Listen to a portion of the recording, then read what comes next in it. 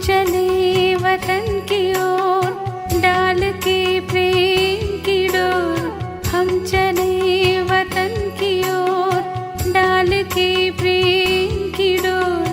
बाबा खींच रहा है आज सहज ही अपनी ओर। ஓம் சாந்தி. அவ்யக்த வாணி மதுபன் 7/3/1982. எண்ணத்தில் பொறுமையாக இருப்பதினால் லாபம். இன்று பாப்தாதா தன்னுடைய ஒரு தந்தையை தவிர வேறு யாரும் இல்லை என்று ஒருவரின் நினைவிலேயே ஒரே சீரான நிலையில் நிலைத்திருக்கும் நினைவு சொரூப குழந்தைகளை சந்திப்பதற்காக வந்திருக்கின்றார். ஒவ்வொரு குழந்தையின் மர்ஜீவா ஜென்மத்தின், அதாவது உடலில் இருந்து கொண்டே இறந்து மறுபிறவியில் வாழ்ந்து கொண்டிருக்கக்கூடிய உயர்ந்த ரேகைகளை பாப்தாதா பார்க்கின்றார். இன்றைய உலகத்தில் விசேஷமாக கை ரேகைகளை பார்த்து ஆத்மாவின் பாக்கியத்தை கூறுகின்றார்கள். அவர்களது உயர்ந்த காரியங்கள் மற்றும் குணங்களையும் கூறுகின்றார்கள். ஆனால் பாப்தாதா கை ரேகைகளையும் பார்க்கவில்லை. ஒவ்வொரு குழந்தையின் வாய், கண்கள் மற்றும் நெற்றி ஆகிய இவை மூலமாக ஒவ்வொருவரின் வேகம் மற்றும் நிலையின் ரேகைகளை பார்த்து கொண்டிருக்கின்றார். பொதுவாகவே முகம் மூலமாகத்தான் மனிதர்கள் ஆத்மாவை அறிவதற்கு முயற்சி செய்கின்றார்கள். அந்த மனிதர்கள் தேக அபிமானம் உள்ளவர்களாக இருக்கும் காரணத்தினால் பௌதீக விஷயங்களை சோதனை செய்கின்றார்கள். பாப்தாதா நெற்றி மூலமாக நினைவு சொரூபத்தை பார்க்கின்றார். கண்கள் மூலமாக ஜுவாலா ரூபத்தை பார்க்கின்றார். வாயின் புன்முறுவல் மூலமாக விலகி இருந்து மற்றும் அன்பாக இருப்பதின் தாமரை மலருக்கு சமமான நிலையை பார்க்கின்றார். யார் எப்பொழுதும் நினைவு சொரூபமாக இருக்கின்றாரோ அவருடைய ரேகைகள் எப்பொழுதும் நெற்றியின் எண்ணங்களின் வேகம் உறுதி நிறைந்ததாக இருக்கும். எந்தவிதமான சுமையும் இருக்காது, அழுத்தம் இருக்காது. ஒரு நிமிடத்தில் ஒரு எண்ணத்தின் மூலம் அநேக எண்ணங்களை உற்பத்தி செய்ய மாட்டார்கள். எப்படி உடலில் இருக்கும் ஏதாவது ஒரு நோயை நாடித்துடிப்பின் வேகத்தினால் சோதனை செய்கின்றார்கள், அதே போல எண்ணத்தின் வேகத்தின் மூலம் இந்த நெற்றியின் ரேகைகளை தெரிந்து கொள்வதாகும். ஒவ்வொரு எண்ணத்தின் வேகம் மிக அதிக அளவில் இருக்கின்றது. ஒன்றிலிருந்து இன்னொன்று என்று அப்படி ஒன்றிலிருந்து எண்ணம் தொடர்ந்து இருக்கத்தான் செய்யும். அப்படி எண்ணங்களின் வேகம் மிக அதி தீவிரமாக இருப்பது என்பது கூட பாக்கியத்தின் சக்தியை வினாக்குவதாகும். யாராவது எப்பொழுதுமே பேசிக்கொண்டே இருக்கிறார், அதிகமாக பேசுகின்றார், சப்தமாக பேசுகின்றார் என்றால் அவர்களுக்கு என்ன கூறுகின்றீர்கள்? மெதுவாக பேசுங்கள், குறைவாக பேசுங்கள் என்று கூறுகின்றீர்கள். அதே போல எண்ணங்களின் வேகம் ஆத்மீக சக்தியை வினாக்குகின்றது. எப்பொழுது வினான எண்ணம் ஓடுகின்றதோ அப்பொழுது எண்ணத்தின் வேகம் என்னவாக இருக்கும் என்பதில் அனைத்து குழந்தைகளும் அனுபவிதான். மேலும் எப்பொழுதும் ஞானத்தின் சிந்தனை ஓடுகிறது என்றால் எண்ணங்களின் வேகம் எப்படி இருக்கும்? வீண் எண்ணம் சக்தியை வினாக்குகிறது, ஆனால் இது சக்தியை உருவாக்குகிறது. வினான எண்ணங்களின் அதிவேகம் இருக்கும் காரணத்தினால் தன்னைத்தானே சக்தி சொரூபமானவர் என்று ஒரு பொழுதும் அனுபவம் செய்ய மாட்டார். எப்படி உடலில் சக்தி இல்லாமல் போகும்போது இன்று என்னுடைய புத்தி மிகவும் காலியாக இருக்கிறது என்று கூறுகின்றீர்கள், அதே போல ஆத்மா அனைத்து பிராப்திகளிலிருந்து தன்னை மிகவும் காலியாக அனுபவம் செய்கின்றது. எப்படி உடல் சக்திக்காக ஊசி போட்டு சக்தியை நிரப்புகின்றார்கள் அல்லது குளுக்கோஸ் பாட்டிலை செலுத்துகின்றார்கள், அதே போல ஆத்மீக நிலை மூலமாக பலகீனமான ஆத்மா முயற்சி செய்வதின் விதியை நான் மாஸ்டர் சர்வசக்திவான் ஆவேன். இன்று முரளியில் பாப்தாதா என்னென்ன ஞான விஷயங்கள் கூறினார்? வினான எண்ணங்களை நிறுத்தினேனா? முற்றுப்புள்ளி எழுவதற்கு முயற்சி செய்வது என்பது ஊசி போடுவது. அந்த மாதிரி முயற்சி செய்வதன் விதியின் ஊசி போடுவதன் மூலமாக கொஞ்ச நேரம் சக்திசாலி ஆகிவிடுவார்கள். மற்றும் விசேஷமாக நினைவு செய்வதன் நிகழ்ச்சிகள் மூலமாக மற்றும் விசேஷ சங்கடன் மற்றும்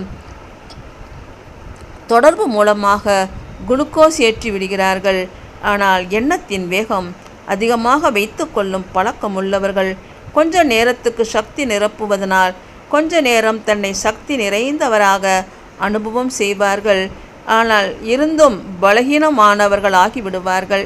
எனவே நெற்றியின் ரேகைகள் மூலமாக ரிசல்ட்டை பார்த்த பிறகு மீண்டும் குழந்தைகளுக்கு பாப்தாதா எண்ணத்தின் வேகத்தை மிக தீவிரமானதாக ஆக்காதீர்கள் என்ற ஸ்ரீமத்தை தான் நினைவூட்டுகின்றார்.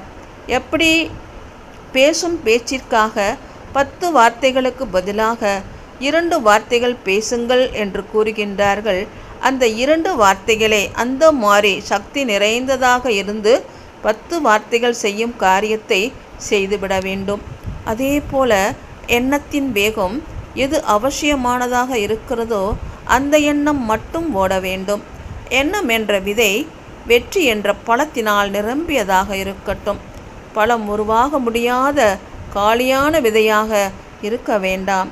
இதைத்தான் சக்தி நிறைந்த எண்ணமாக இருக்கட்டும் என்று கூறுவதாகும். வீணானவை இருக்க வேண்டாம்.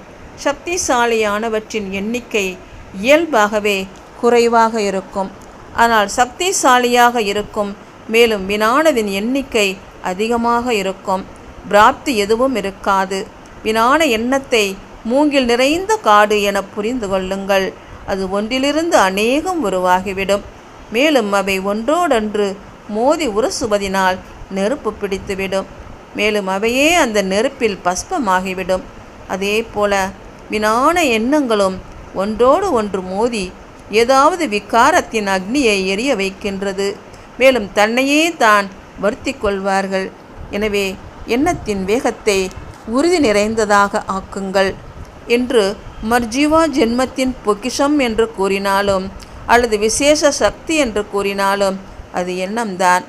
மர்ஜீவா ஆகுவதற்கான ஆதாரமே எண்ணம்தான். நான் உடலில்லை, ஆத்மா என்ற இந்த எண்ணம் சோழிக்கு சமமாக இருந்த நிலையிலிருந்து வைரத்துக்கு சமமானவராக ஆக்கிவிட்டது. நான் சென்ற கல்பத்தின் தந்தையின் குழந்தை, வாரிசு, அதிகாரி ஆவேன் என்ற இந்த எண்ணம் மாஸ்டர் சர்வசக்திவான் ஆக்கியது. அப்படி பொக்கிஷமும் இதுவேதான், சக்தியும் இதுவேதான் என்றால் எண்ணமும் இதுவேதான். விசேஷமாக பொக்கிஷங்கள் எப்படி உபயோகிக்கப்படுகின்றன அந்த மாதிரி தன்னுடைய எண்ணத்தின் பொக்கிஷம் மற்றும் சக்தியை தெரிந்து அதே மாதிரி காரியத்தில் ஈடுபடுத்தினீர்கள் என்றால் தான் அனைத்து எண்ணங்களும் நிறைவேறும். மேலும் சித்தி சொரூபம் ஆகிவிடுவீர்கள். இது இன்று எந்த மாதிரி ரேகைகளை பார்த்தோம் என்று புரிந்து கொண்டீர்களா? குறைவாக யோசியுங்கள். அதாவது சித்தி சொரூப எண்ணங்களை விதையுங்கள். அந்த மாதிரியானவர்கள் எப்பொழுதுமே துக்கமே இல்லாத ஊரின் ராஜாவாக இருப்பார்கள். வாய் மூலம் எப்பொழுதும் மகா வாக்கியங்களையே கூறுவார். மகா வாக்கியம் விரல் விட்டு எண்ணக்கூடியதாக இருக்கும். எப்படி மகான் ஆத்மாக்கள் விரல் விட்டு எண்ணும் எண்ணிக்கையில் இருக்கின்றார்கள். ஆத்மாக்கள் அநேகர் இருப்பார்கள்.